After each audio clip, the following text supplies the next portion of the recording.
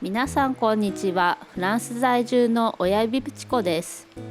今回は年明けの日本への一時帰国での食事 Vlog 前編です。日本行きの飛行機に乗るには3回のワクチンの接種証明が必要でした。近未来っぽい通路を抜けてゲートへ向かいます。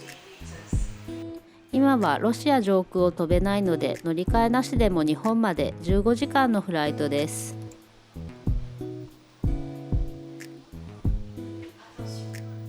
免税店がずらり。シャルル・ド・ゴールの待合スペースがリニューアルされていて、ホテルのラウンジみたいにキラキラしていました。早く着きすぎて暇だったのでお土産の紅茶を買いました。さて、ようやく飛行機に乗り込みます。途中海底にいるみたいな景色が。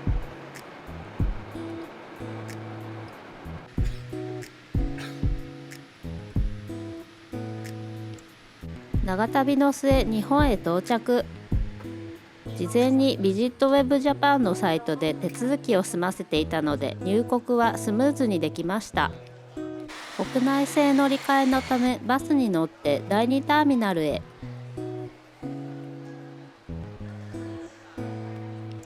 到着して早速美味しそうな誘惑がたくさん。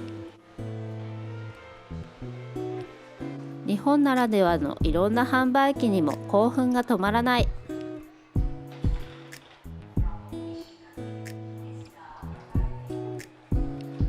ホットとアイスのあるジュースの販売機も久しぶり。ちなみにフランスの自販機は常温です。24時間利用可能な飲食スペースも発見。日本ってやっぱり便利。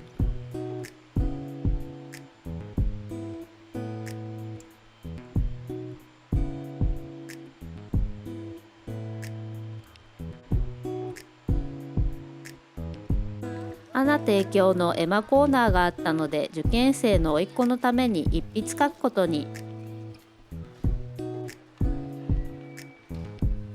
県ごとの特産品自販機。まだまだ興奮中。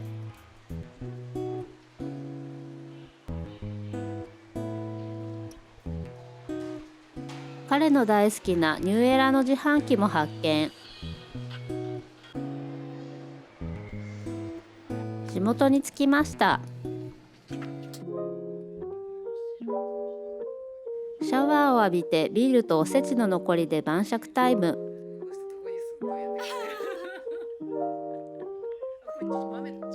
真っ黒なおかずたちですが味は抜群。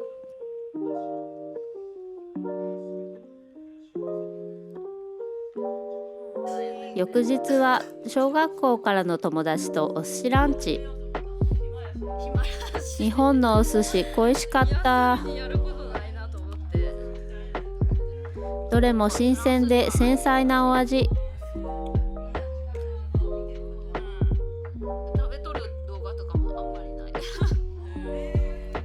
夜は家で餃子パーティ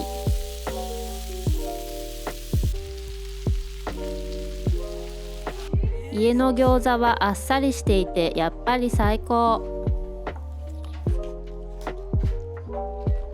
その翌日は丸亀のうどん。早くてうまいといえばやっぱり丸亀。こういう安くて美味しくてさらに体にも優しいチェーン店、フランスにもあればいいのに。スーパーで白子のお刺身を買ってきました。白子をまともに調理したのは初めてでかなり戸惑いました。ちなみにフランスにはもちろん白子を食べる習慣はありません。ザ・日本食嬉しい。体に優しいバランスの取れた食事、贅沢。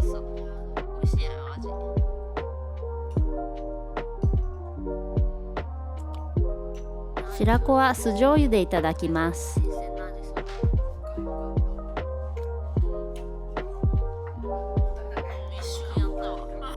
次の日は少し遠出して能登の牡蠣を食べに。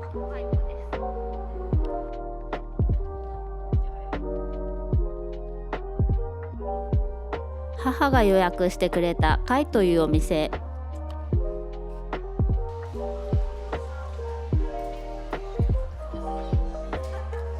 バケツいっぱいの牡蠣を炭火で焼いていただきます。サイドメニューも牡蠣尽くし。焼き牡蠣が何度も爆発し、そこら中炭まみれ。それもまたいい思い出。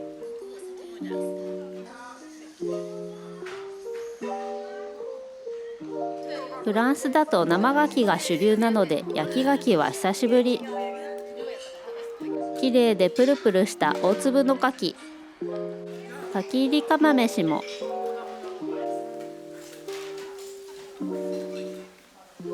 帰りに道の駅へ寄りました。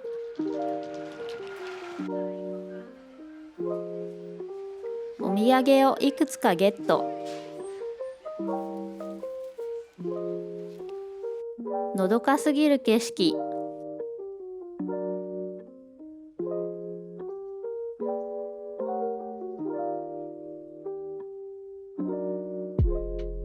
また翌日はラーメンを食べに。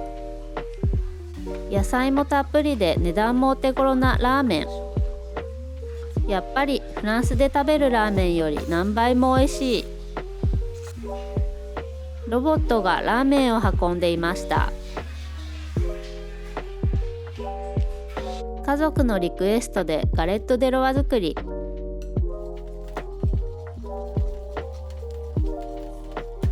まだガレット・デ・ロワ挑戦してない方は簡単なので、ぜひ挑戦してみてくださいね。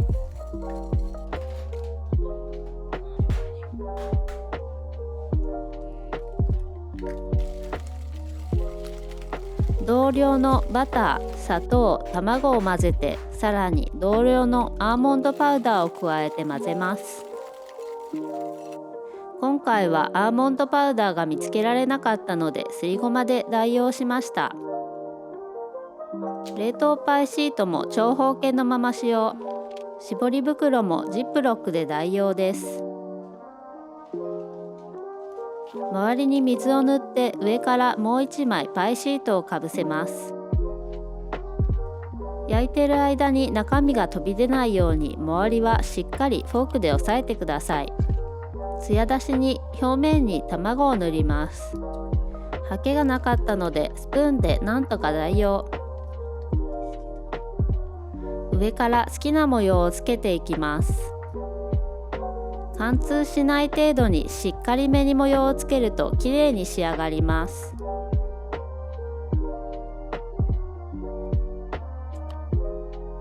最後に周りを包丁の背で押さえ、何箇所か表面に空気穴を開けておきます。